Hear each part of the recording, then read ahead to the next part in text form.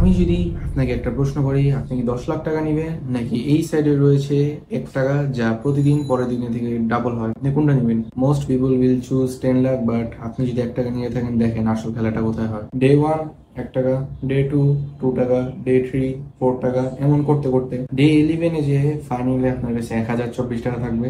Day 21 এখন আসল খেলা শুরু হয়, আপনার কাছে এই দিন 10 লাখ টাকার উপর থাকবে।